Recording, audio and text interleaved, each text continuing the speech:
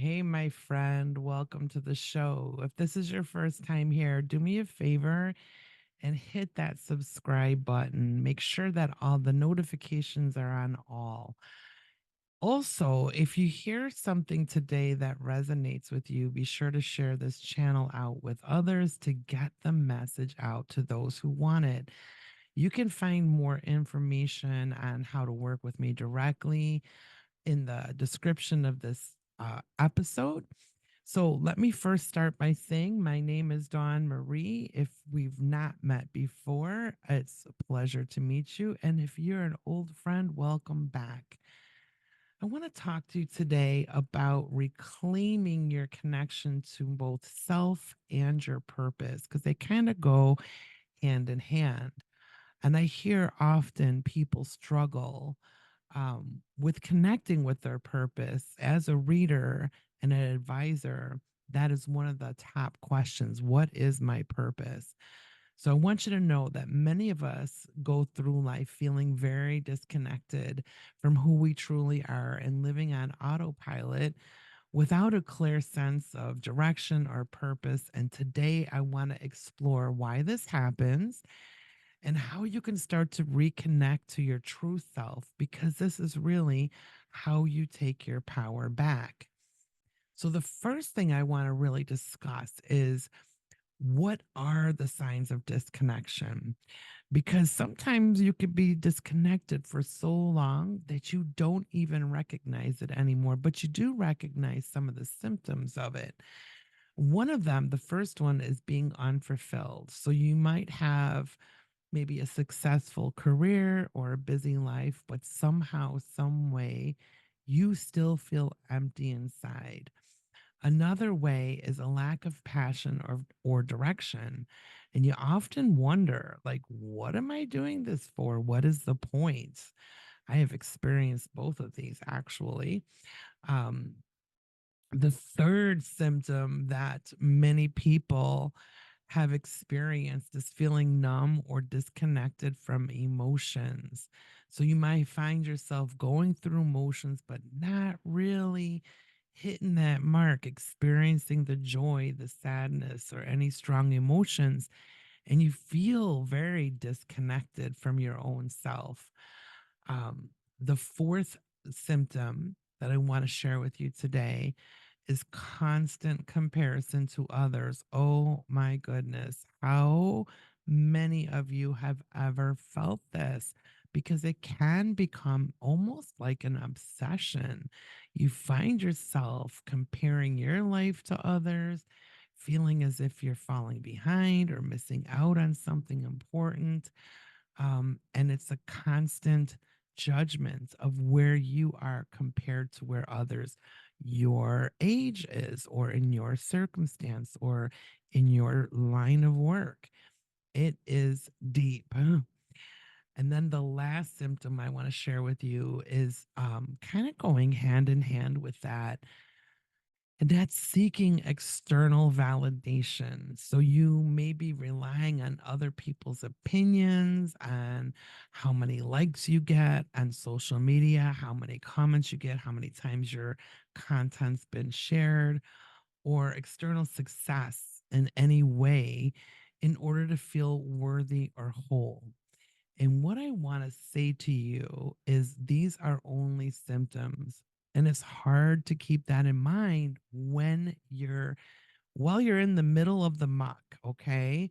So if any of those resonate with you, what I want you to first and foremost know is that you are not alone. These are all signs that you may be disconnected from your true self and your purpose. So now let's talk a little bit about why this happens. There's so many reasons and they show up in so many different ways, but social pressures and expectations is a big one. Society often pushes us towards achievements that don't align with our authentic selves, and it leads to disconnection.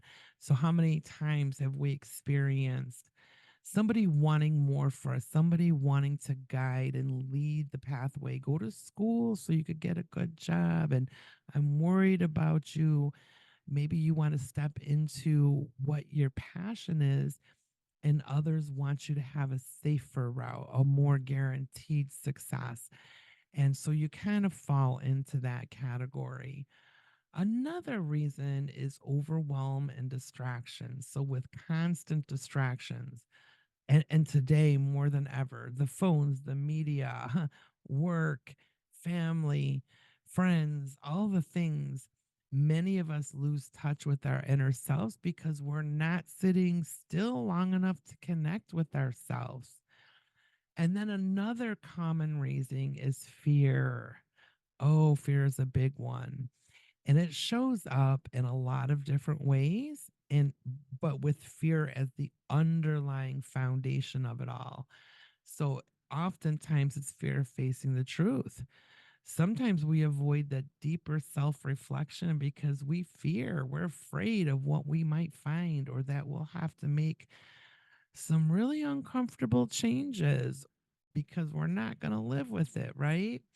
So these factors contribute to the disconnect, but the good news, we always have good news, is that you can reclaim that connection. What I want to share with you are some actionable steps that you can start implementing now, right this minute, in order to reconnect with self. So, the step one is create a space for self reflection. And this is something that many people discount as important, or just think that it's not important enough to really actually do, and kind of overlook it. But each day you're going to want to set aside some quiet time for self reflection. And it doesn't have to be a 30-minute, 1 hour meditation. It could be simply 5 minutes of journaling, meditation. And as I've said many times before, that can look very different for different people. It doesn't have to be extra spiritual and fancy. Meditation could look as simple as you just sitting in a chair, closing your eyes for a couple of minutes, maybe a comfy recliner. It could even be taking a walk. You don't even have to have your eyes closed. But I want you to ask yourself, what is it that I truly want? What makes me feel alive? And probably you're not going to hear the answer right off the bat, and that's okay. Consistency is where the magic happens here. Step number two is identifying your core values. So get a piece of paper and a pen, and I want you to list out your top 5 values. No more than five. Five is all that you need. What truly matters to you? And you may have to play around with this for a little bit, but these are your guiding lights, and they can help you make decisions that align with your true purpose. So once you get familiar with those top 5, and different decisions come up in life, you can ask yourself, does it pass the test? Does it align with these 5 core values of mine? And if the answer is no, then you might want to not, yeah, make that decision. You might want to use that as a way of helping you make those decisions without extra overthinking. So, step 3 is reconnect what brings you joy. This is one I've truly had to work on. I get so deeply involved and so focused and so quote unquote productive that oftentimes, and this is going to sound ridiculous, to me it does anyway, I forget to be happy. I forget to have fun.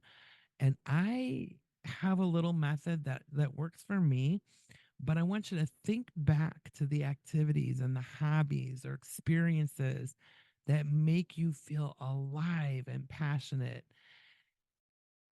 It might not be those for you today, but that's a starting point. Sometimes we have to just know where to start and work our way from there.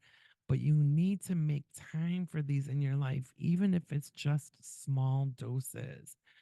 So many times, like me, we get caught up in the daily have tos and the goals. And if you're an entrepreneurial thinker, you're constantly trying to expand and grow and move forward.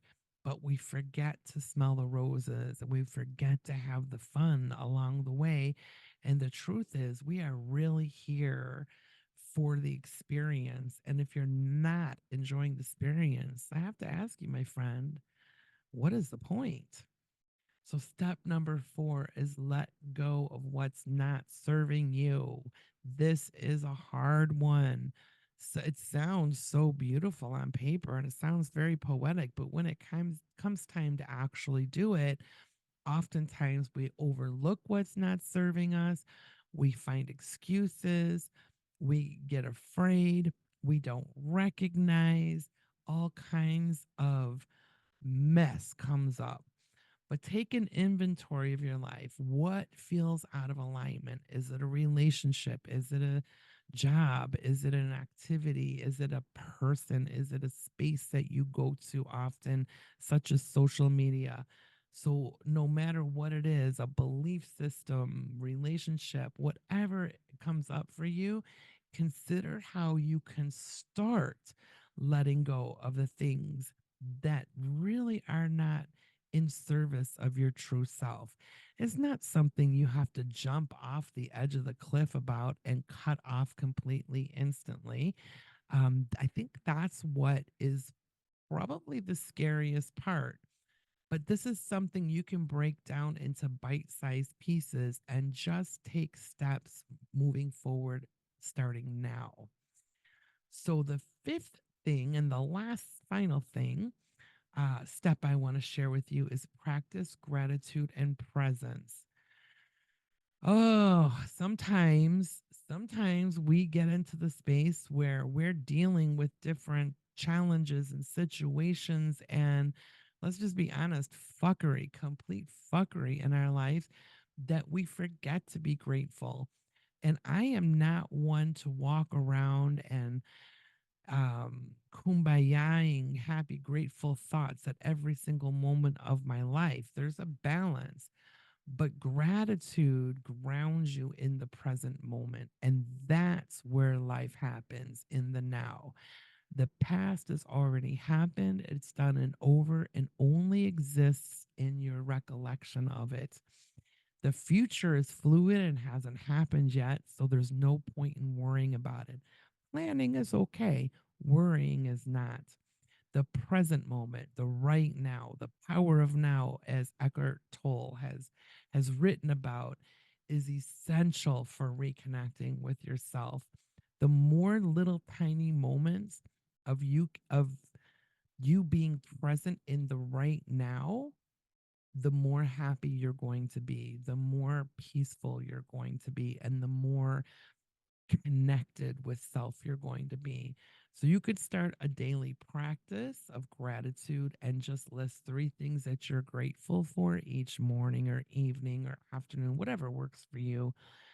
I personally like to keep it to three. I mean, yes, we can write lists and lists of all the things that we have and that we are enjoying in life, right? But when we keep it to three, and instead of going broader and wider, we go deeper. That's where I find that the magic happens for me. So, for an example, we could say, well, I'm grateful for my family. I'm grateful for my children. They really light up my life. That's very surface level. If you say, well, I'm grateful for my son and my son really brings out this in me and this is what I really enjoy with him, and imagining life without him, it feels empty. And with your daughter as well, with all of your children, just pick three things and intentionally go deeper, which is going to be a little bit of extra work, but I think that you're going to find that it's very, very worthy of the efforts. So Again, let me recap that for you. We talked about five steps to reconnecting. We talked about some of the symptoms and signs that you are disconnected because oftentimes we don't even notice it. And we gave some actionable steps that you can move forward with today. So, what I want to remind you of, it's not the biggest moves and actions that you take in your life that make the biggest bang of results. It's those smallest little shifts that create the wide open spaces and the massive shifts in the results that you're getting today. Okay. So don't worry about, oh, I'm going to, change everything. No, just change one little thing. Just do one little thing at a time and get good at that. And let that be enough. So, what I want to share with you now is I want to remind you, if you resonated with anything here, I want you to click that like button. Give me a thumbs up. It really helps my channel. Subscribe and turn all notifications on so you always are informed when a new episode has been released.